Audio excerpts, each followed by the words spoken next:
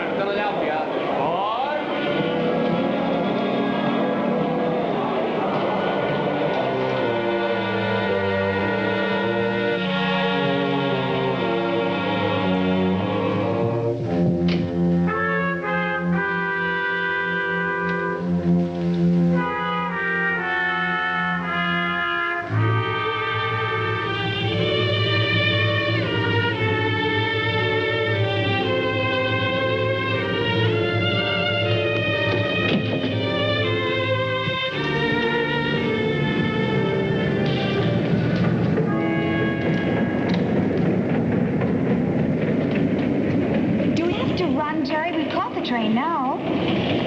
Oh, this is our compartment, isn't it? Number 7? Not quite. This is the right room, but it's the wrong car. You sure this isn't our room? Yes, darling, I'm sure. Look, here are the tickets. See? Wrong car. Now, come on, let's get started. I want to get settled before this trip is over.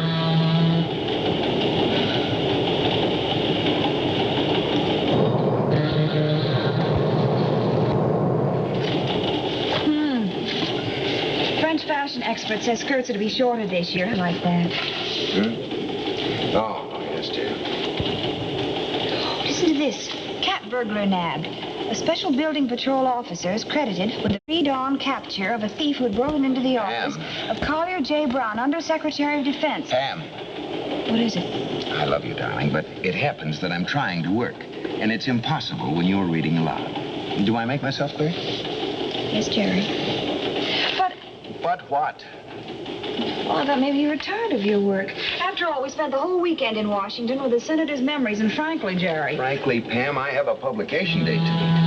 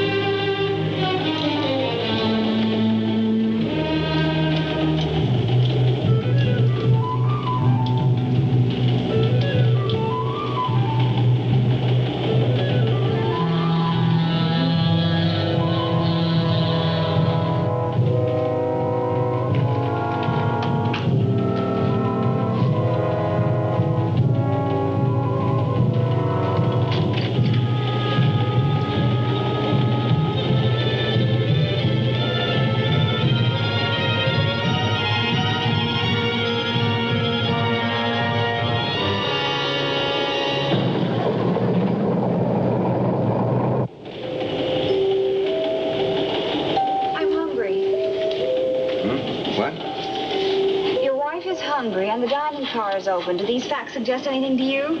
Oh, of course. Why don't you get some dinner, darling? And bring me back a ham on rye and some coffee,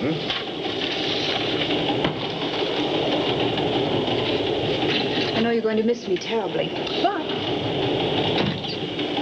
You spell agrarianism, Pam.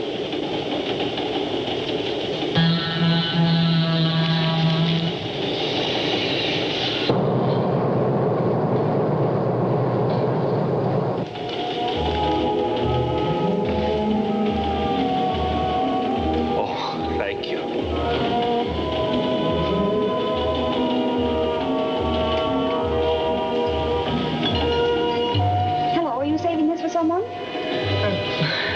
No. Mind if I sit down? I hate eating alone, don't you? Alone? Well, yes and no. Naturally, you're so attractive. I'm sure you don't have that problem. Thanks.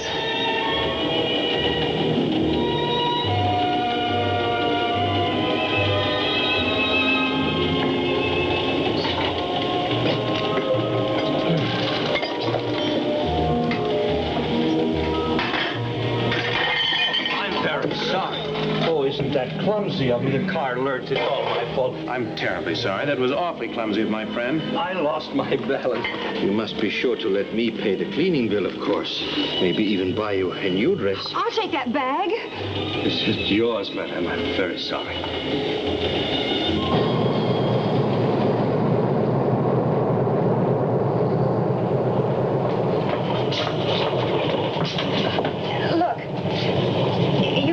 None of my business if you like, but you're in some sort of trouble, aren't you? Trouble? Why, no. Well, are men always throwing food into your lap so they'll have an opportunity of going through your handbag? Because that's what that act was about that those two just put on in the dining car. I'm sure you must be mistaken. But it's kind of you to be so concerned about me. Suit yourself. But don't be in a rush to see what it was that he took out of your bag, because I got it away from him before he had a chance to get anything. Thank you. Can I get this door for you?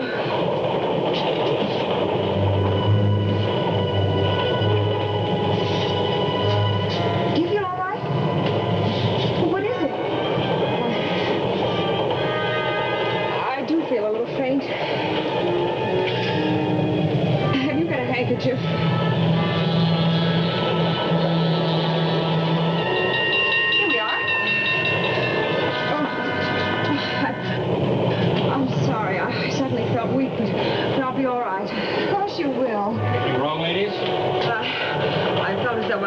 Faint, but I'm fine now. Let me help you to your compartment. Thank you.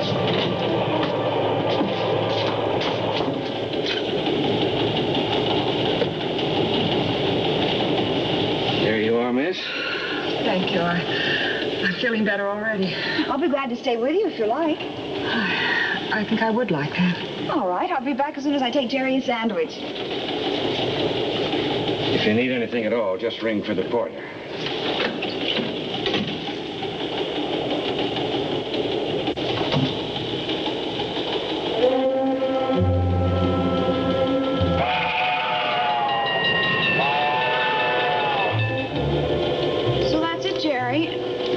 And keep that poor girl company. Well, that is, if you don't mind. Mind? No, not at all.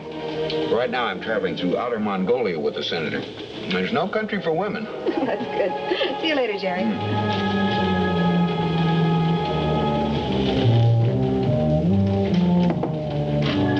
Hello, I'm back. Oh, I'm sorry. I must be in the wrong No, I'm not. What happened to the girl who had this compartment? Girl? Did you have a girl in here? Well, how long have you been in here? Why, since we left Washington. Obviously, you've made a mistake. Are you sure this is the right car? Yes, I'm sure it is, and this is her compartment, too.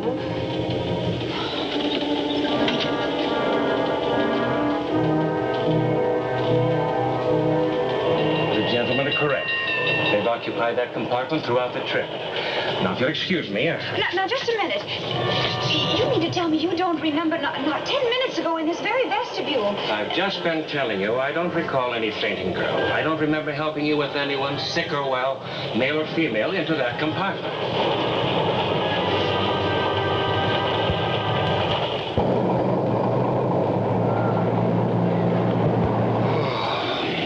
Pam, darling, will you please tell me something? How is it you can always manage to come up with some deep-dyed, mysterious problem, no matter where we happen to be? How do I know? You make me sound like Typhoid Mary or something.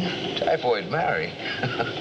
You know, she probably wasn't a bad sort at all. If I'd met her while I was still a bachelor... Look, are you going to sit here brooding over your lost opportunities, or are you coming with me? Coming, beloved. Good. I'm going to prove to you I'm not making this whole thing up.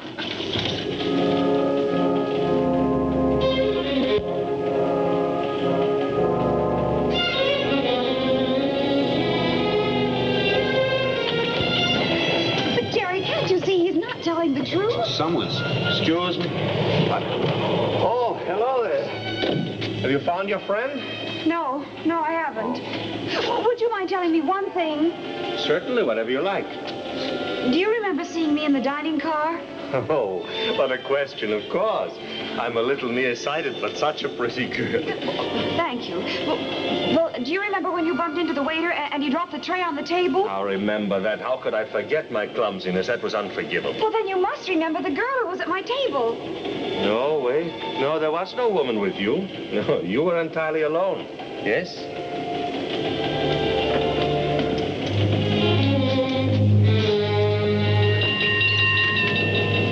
What are you so happy about? I just saw that North woman.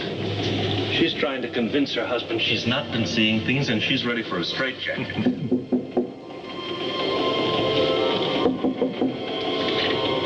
Oh, come in. May I speak to you a minute? What's troubling you? That North woman in the next car. Oh, what's the matter? She can make an awful fuss.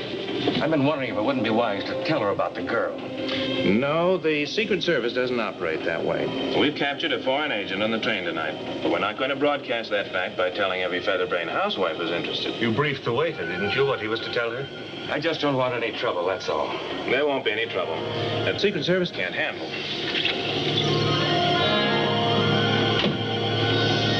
How do you like me as a Secret Service agent? Wonderful performance. I was impressed. If I saw her when I didn't see her, Now, look, sweetheart, you're all right. There has to be some perfectly logical explanation for that girl's disappearance. Well, what? What could it be? Well, perhaps, it could be that maybe she had you and the conductor take her to the wrong compartment. Why? Well, I don't know why. Let's just say for reasons of her own. And then she tipped the conductor handsomely and asked him to forget the whole thing. That's not bad. Ah. Not bad at all. What about the waiter and the rest of the passengers? Did you tip them handsomely, too? I doubt it. Yeah, but it is possible, isn't it? Yes, but not very probable. At any rate, why would she do it? Well, does it matter why? It all reminds me of something. Can't put my finger on it, but it's something... Look, I'm reminded of something, too. You are? Yes, I'm reminded that if I don't get my nose back to that grindstone, I'll never meet that publication date. Here, now sit down. Find a crossword puzzle. Maybe you'll have better luck with that.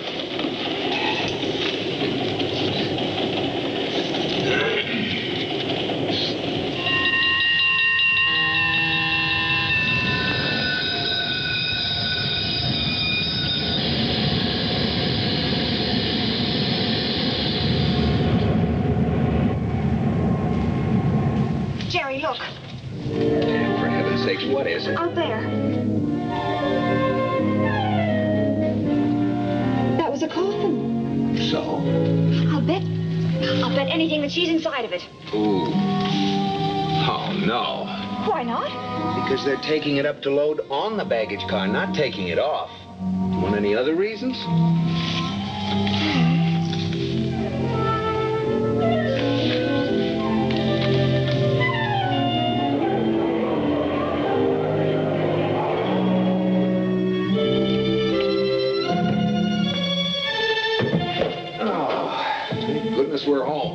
maybe I can get some work done.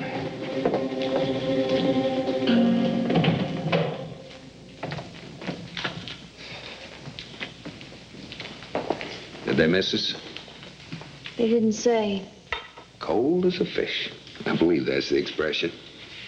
Oh, now look, sweetheart. I waited at the train gate patiently with you until even the porters had gone home. Now, can't you accept things the way...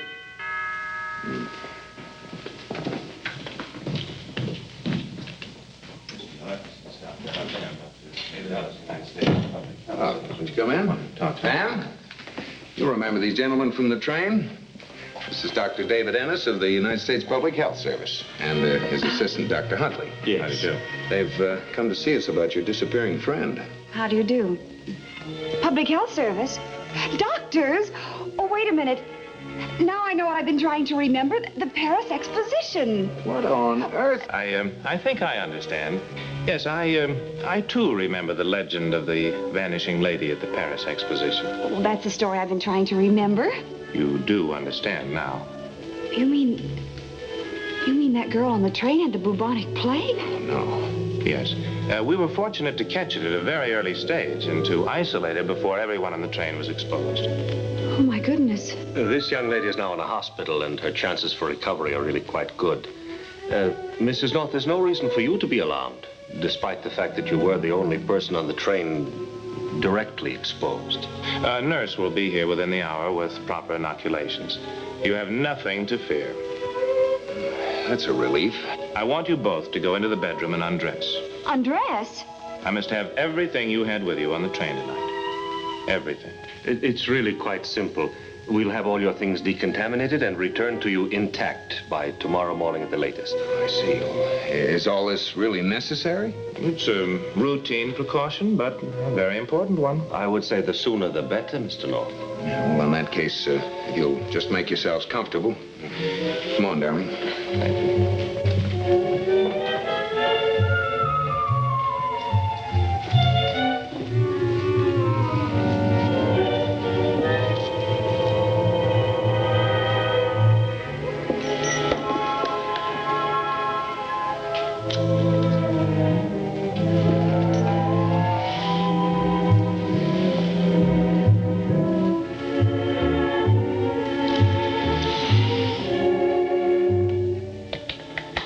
I don't like to hurry Mrs. North, but... Oh, sure.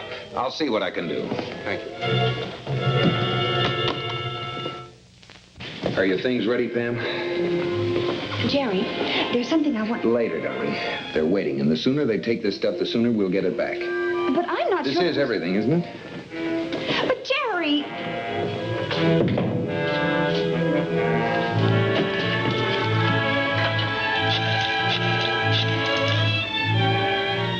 Information?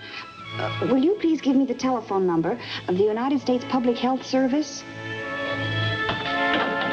Now, you will be careful with that manuscript, won't you? We'll get it back to you in tip-top shape, Mr. North. Good night, and thanks for your cooperation. Thank you. Good night. Night.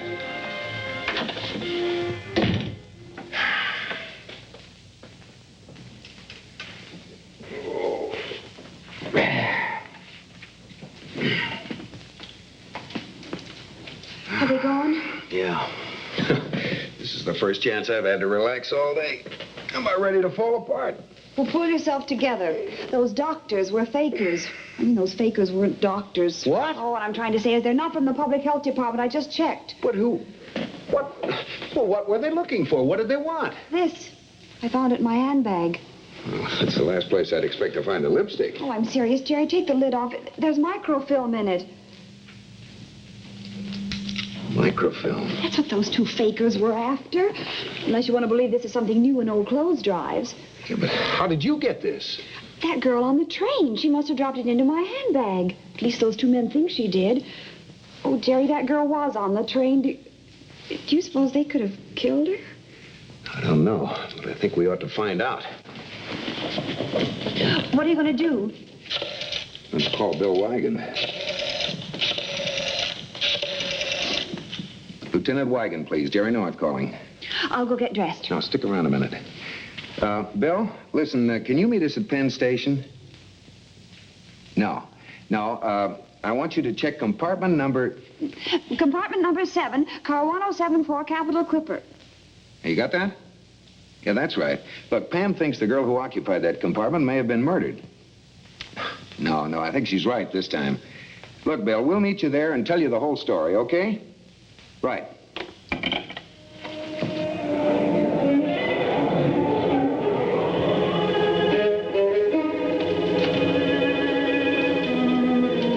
Compartment 7, car 1074, the Capital Clipper.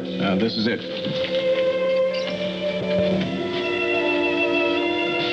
All right, check that.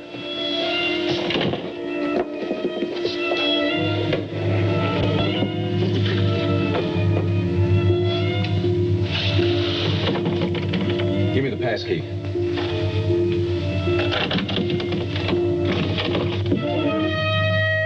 Deader than yesterday's newspaper, all right. How Pam North does it, I'll never know. Look, you take over the fort and don't touch anything. I've got to get to the nearest phone.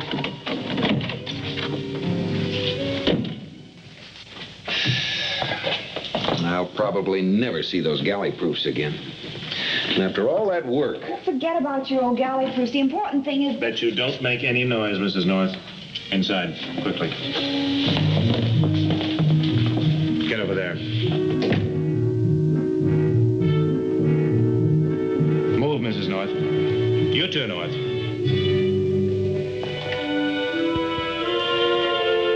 I'll make it brief, Mrs. North. One woman has already died because she wouldn't produce that roll of microfilm we want. You understand? Yes. Good. Then give me the film. I don't have it. You're wasting my time, Mrs. North. We know you were the only person on that train Andrea contacted. You're too foolish to be a spy, and we didn't find the film among your effects. So you must have it. Get over there, away from your husband.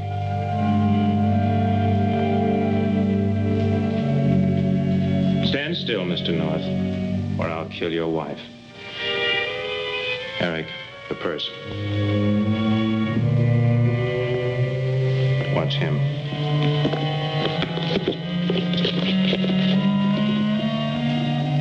Nothing.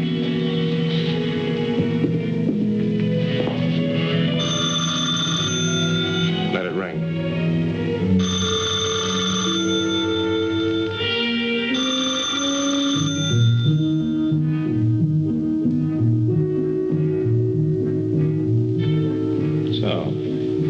I'm going to persuade you to speak, Mrs. North, and I'm very persuasive. Don't touch her. If you move again, Mr. North, Eric will shoot you. Essentially, I'm not a barbaric man, Mrs. North. But that roll of film means a great deal to my government. So we'll just see what price you and your husband put upon your government secrets.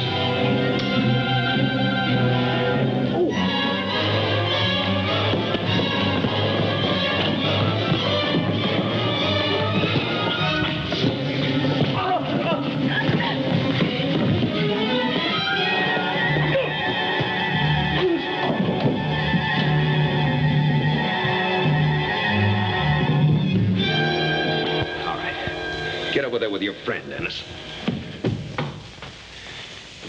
Jerry, you were wonderful. It's nothing, darling. Nothing any red-blooded American boy couldn't do.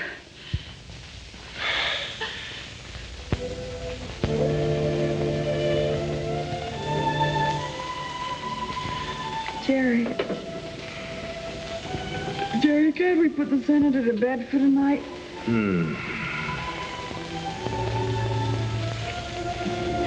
Good night, my red-blooded American boy. Say something? By Ralph Francis Murphy. A John W. Loveton production. Produced by Federal Telefilms. Starring Barbara Britton and Richard Denning, featuring Francis DeSales.